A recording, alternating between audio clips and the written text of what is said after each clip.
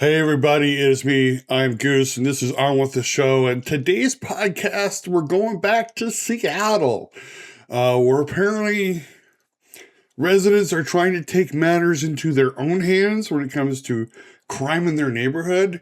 And we're just discovering now that things are getting even crazier and crazier and crazier as this administration, Katie Wilson's administration in Seattle, I don't know, continues to either drop the ball or try to push things down to kick the can down the street or whatever.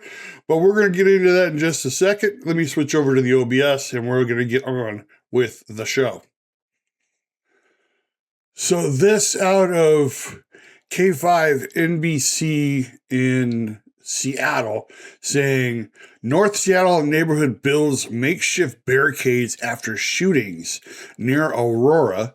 Residents say repeated gunfire forced them to block streets themselves. Their neighbors warn barriers will slow firefighters and medics.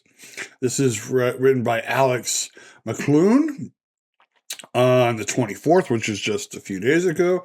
It says Seattle, after weeks of gunfire, it's gray. Let's try that again. Yeah, but it's gray. All right, I'm used to the blue, but it's gray. After weeks of gunfire near their homes, some North Seattle residents have taken matters into their own hands. The gray on the black didn't look like you could read it. I didn't even read it.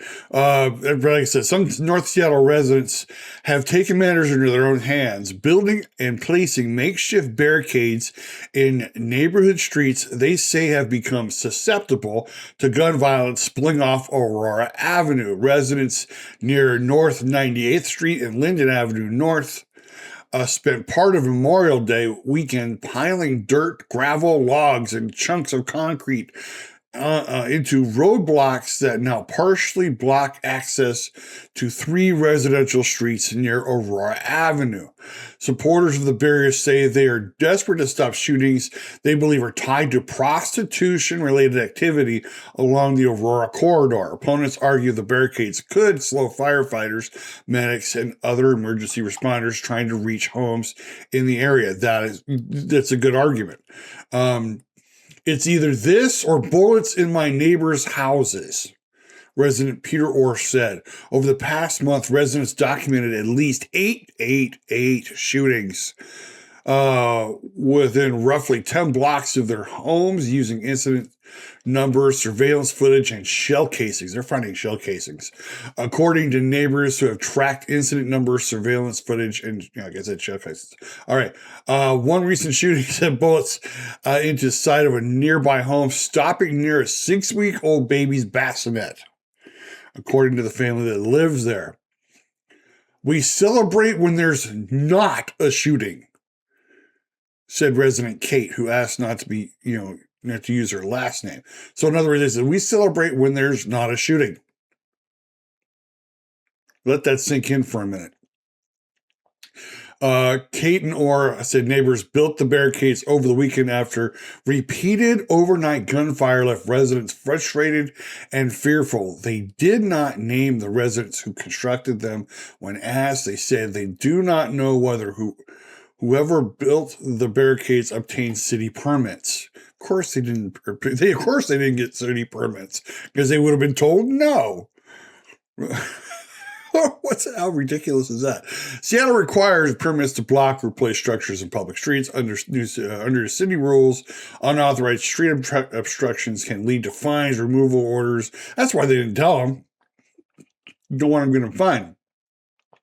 The neighborhood effort turned into a conflict Sunday when residents started confronting each other near one of the barricades. River Alexander, a nearby resident, worried street obstructions could interfere with emergency response times. Yes, it can't.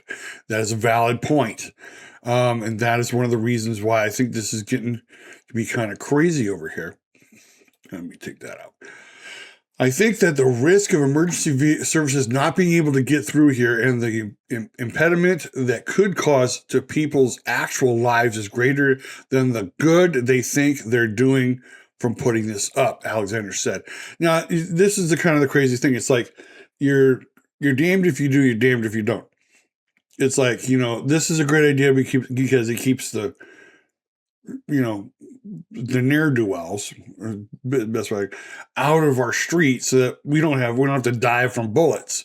At the same time, you're not going to get the first responders coming through there who could save lives.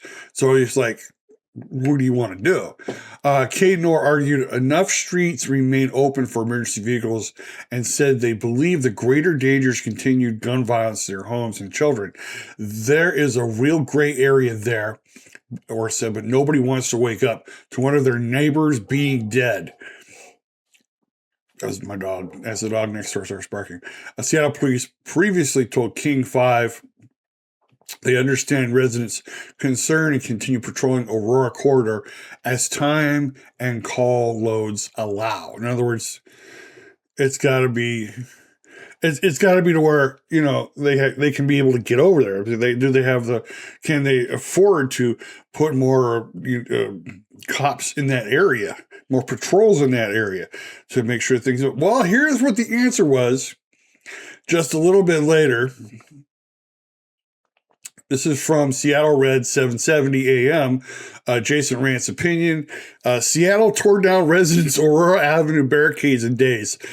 It let Chop Chaz fester for weeks. This was on the 29th, which was today, actually.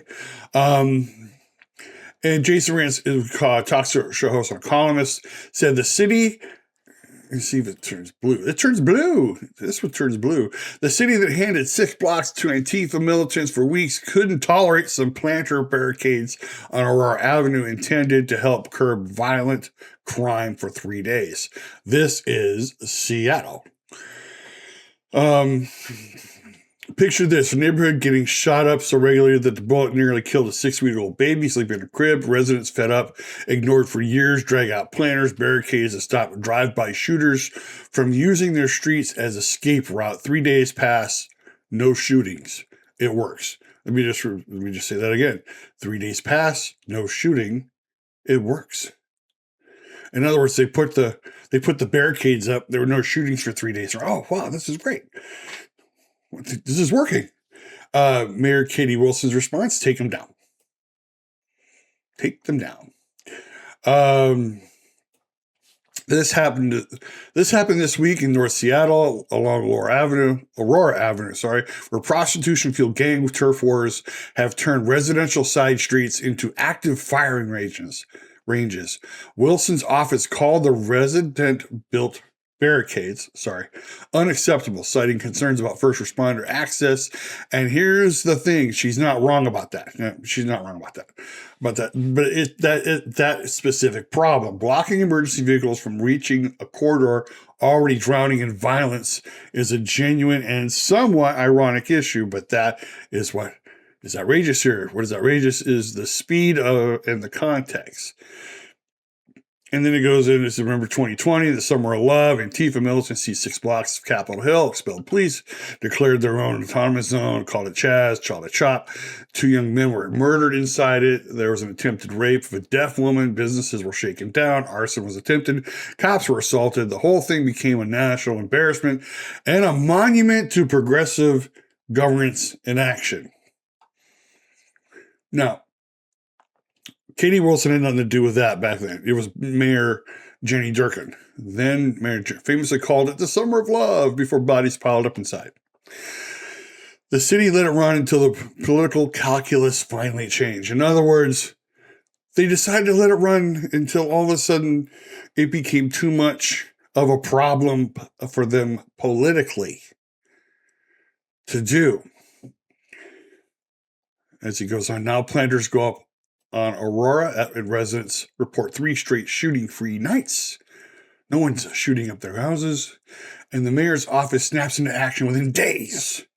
The system cannot find urgency when it comes to the women being trafficked on that corridor or the pimps shooting at each other. Somehow found its urgency for the planners. It says here, Mayor Wilson's response is a study, not a solution. I agree. Again, to be precise about this, the city is right to eventually address the barricade issue. Yes. Emergency vehicles need access. Yes. That is not a serious argument against the residents in desperation. It is just a logistical reality. What the city is not right about is treating the removal as a standalone fix. Wilson's office says the Seattle Department of Transportation will spend 2 weeks studying whether more permanent barriers make sense. Seattle police will add resources. They will identify additional public safety solutions, which is basically jargon and cliches for them to say they're working on it. We're working on it while basically doing nothing. They're basically doing nothing. It's a kick the can down the road kind of deal. In other words, they're going to take the barricades out, and then we're going to spend 2 weeks. It says Seattle Department of Transportation will spend 2 weeks on whether more permanent barriers make sense. Seattle police will add resources, which means they're going to maybe add another cop or two. They will identify additional public safety solutions.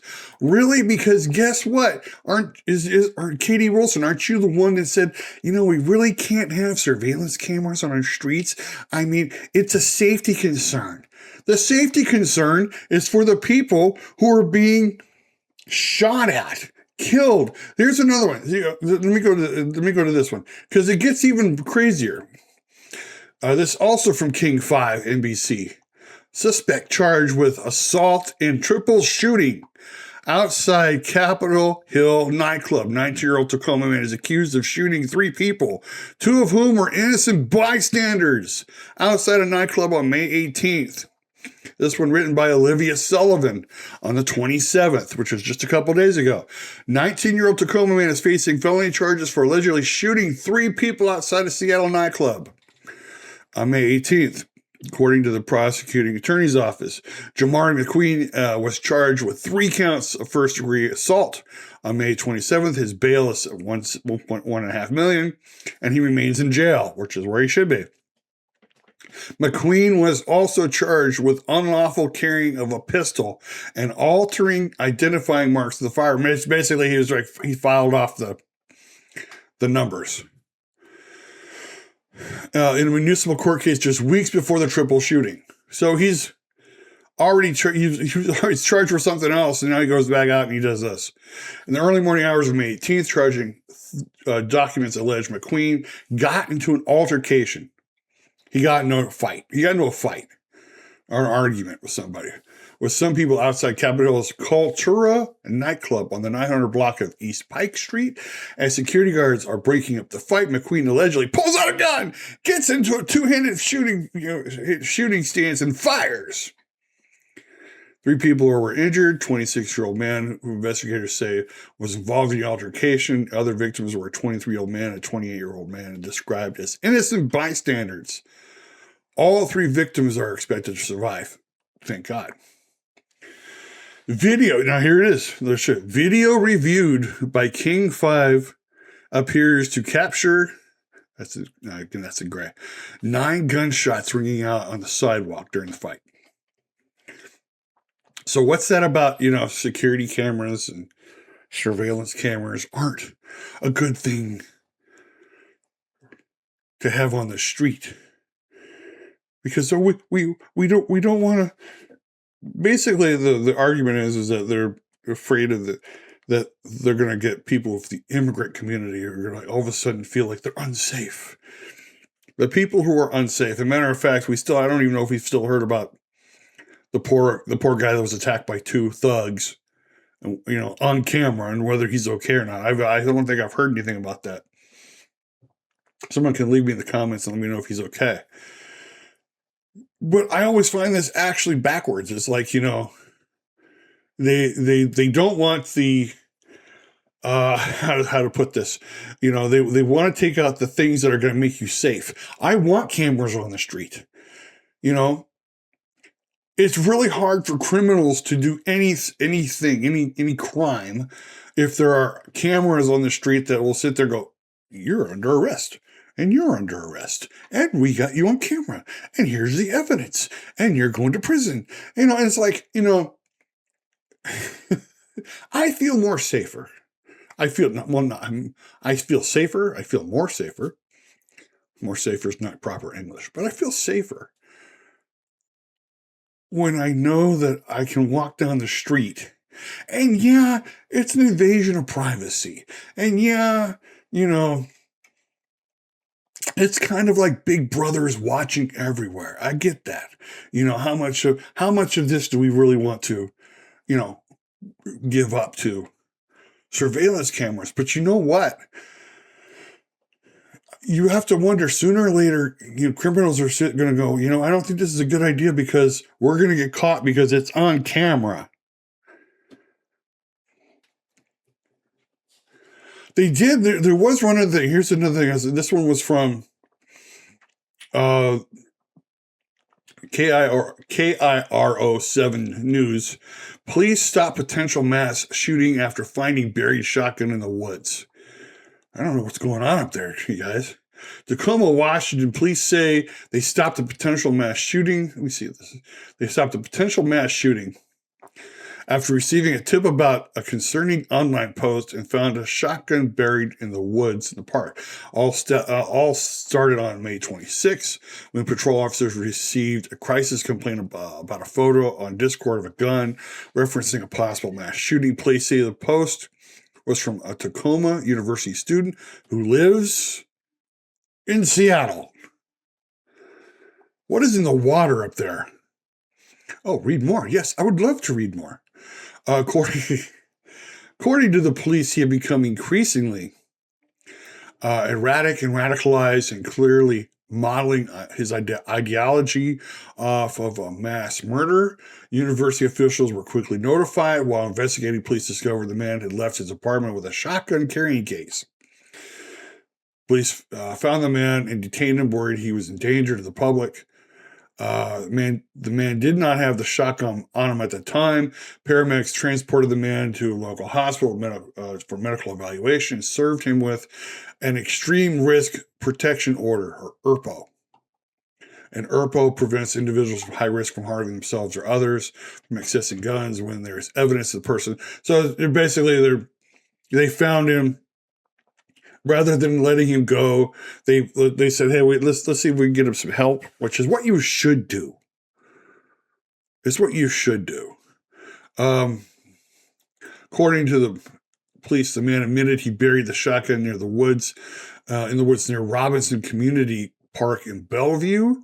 Police searched in the area and found the gun while the writing now scratched off. Officers seized the weapon as evidence. And of course, it says if you or someone you know needs mental health assistance, please reach out to the National Suicide Crisis Hotline. Call 988. And I suggest you do that too. I mean, so the good news is about this particular story is that they were able to stop a mass shooting from happening. I mean, but it's just, things are going crazy up there. From what I hear, the mayor is still in a continual mess up there. A lot of people are worried that things are only going to get worse in Seattle. She's there are certain reports, and I didn't have a chance to get it here, was that she is now she's now begging for companies and millionaires and all of them to please stay.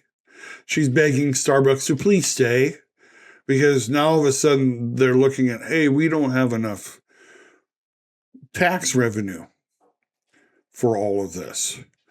I'm going to close this out.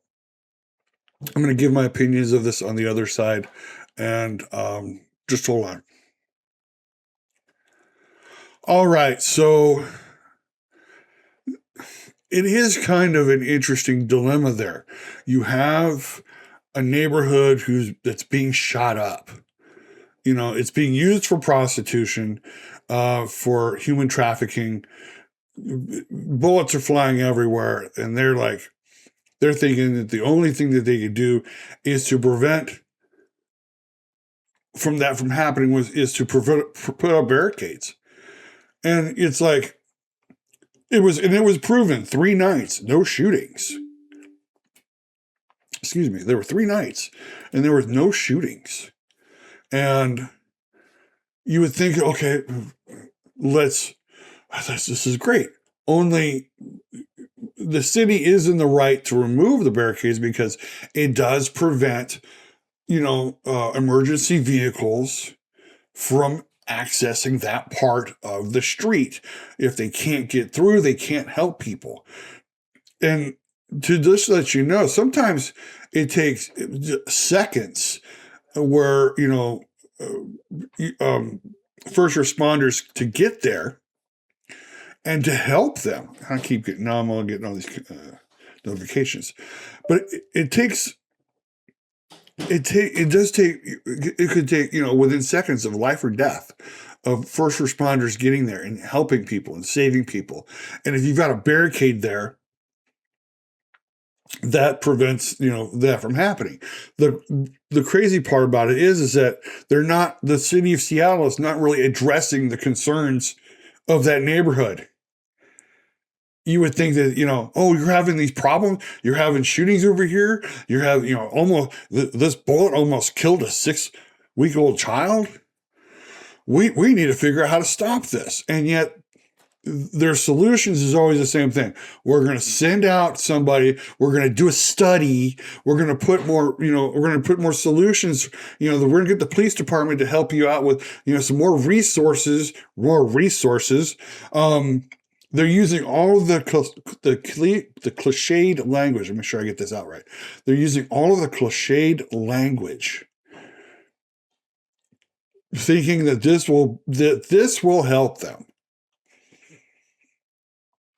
And right now, it's only making it worse because it tells the people in that neighborhood that these criminals are more important than your safety. I mean, at least that's the way I see it from my point of view.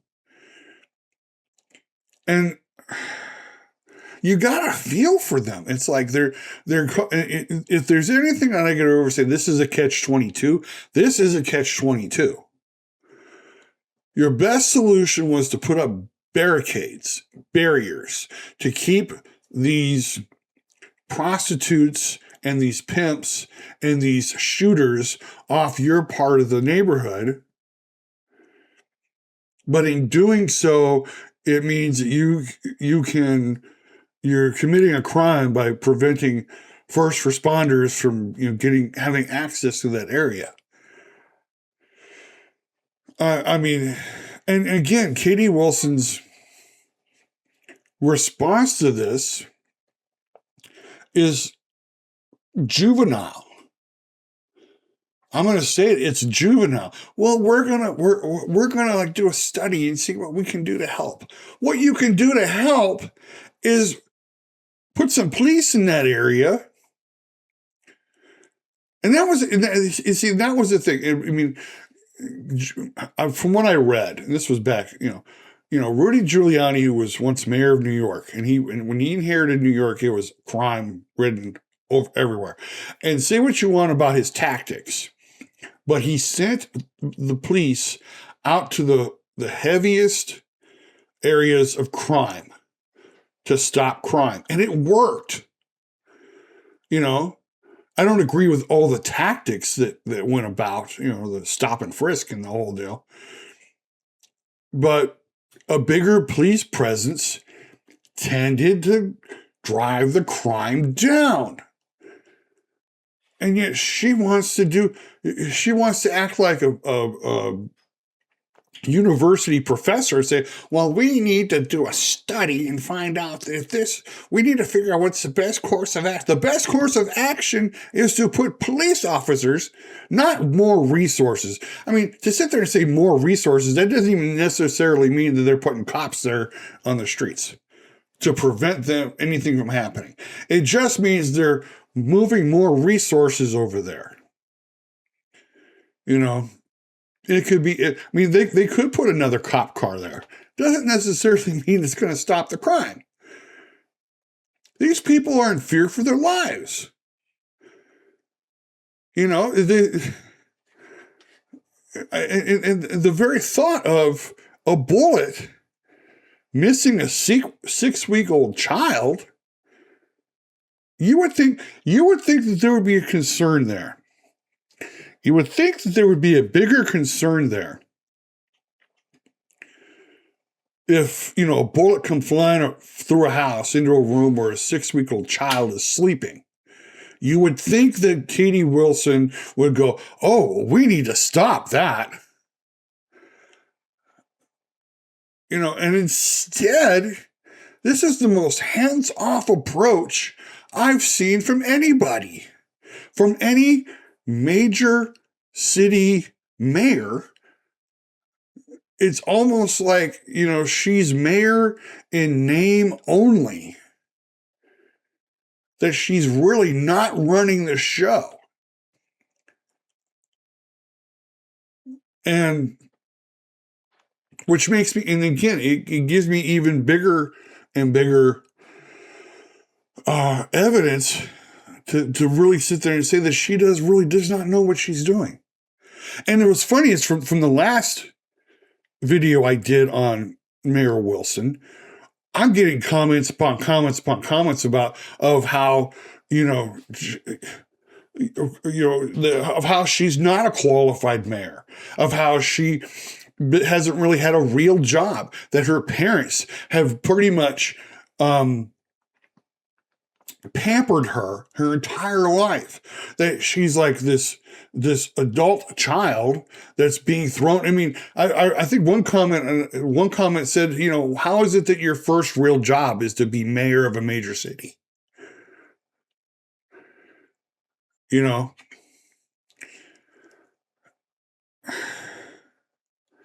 and I hate to say this to the people of Seattle, you voted for this.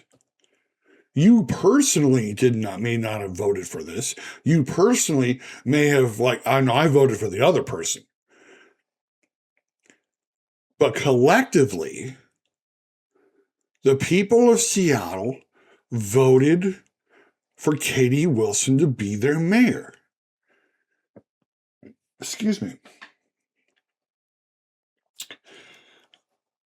I don't think she's going to last until Christmas. This is my prediction.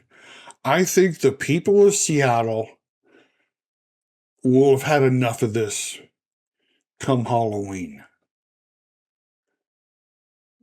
And because we're coming into a summer, you know, where a lot of kids are going to be at home. Many of them may not even be supervised. You know, I mean, I'm praying that everything kind of evens out, that everything kind of, like, you know, that things kind of, you know, people come to their senses and, oh, we need to really fix this. I don't see that happening, at least not now.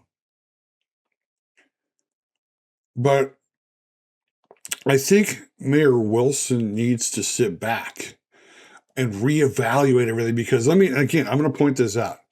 I'm going to make this very clear.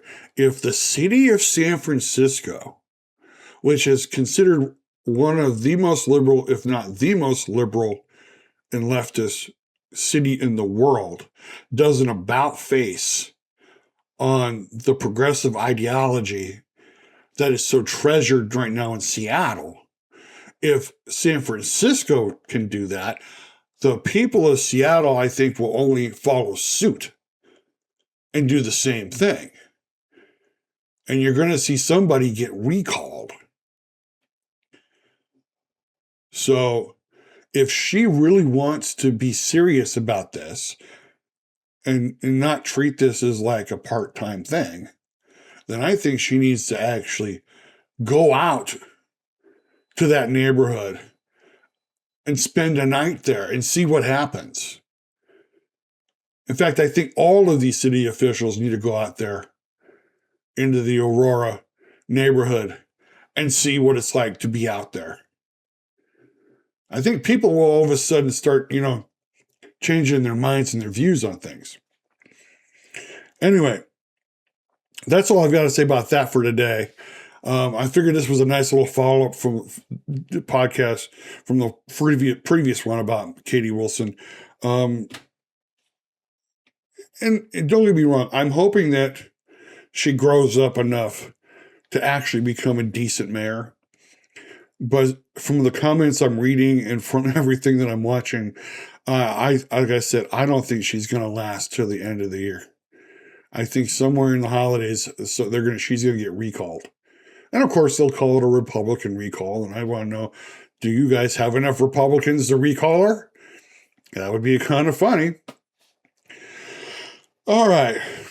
Thank you so much. I am Goose. You've been watching On With The Show. I will catch you all. No, hold on for a second. Before I do this, go down. If you haven't already, subscribe to the channel. I'm rushing out of here faster than I think I should be. If you haven't already, go down, subscribe to the channel, bang the bell for notifications, bang, bang, bang the bell for notifications, so you always know when new videos are uploaded. I'm getting ahead of myself here. Give me a big like on the video. Let me know that you liked it. Is this the topic that you want me to continue to do? And it also does help me with the algorithm. So please give me a big like on the video. Share this out to your friends, family, and neighbors. Let them know what I'm doing over here with On With The Show. And do me a favor, leave me a comment. Let me know what you think about this whole deal.